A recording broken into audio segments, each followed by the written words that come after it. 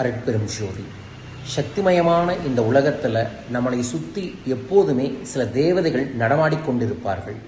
நம் மனமாற வேண்டக்கூடிய தேவதைகள் நம் மனதில் ஏற்படக்கூடிய எண்ணங்களை பொறுத்து நம்மை வழிநடத்துவார்கள்.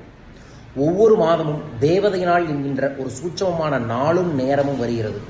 அதன்படி இந்த ஜூலை மாதத்தில் ஜூலை 7ஆம் தேதி தேவதை நாள் வர இருக்கின்றது.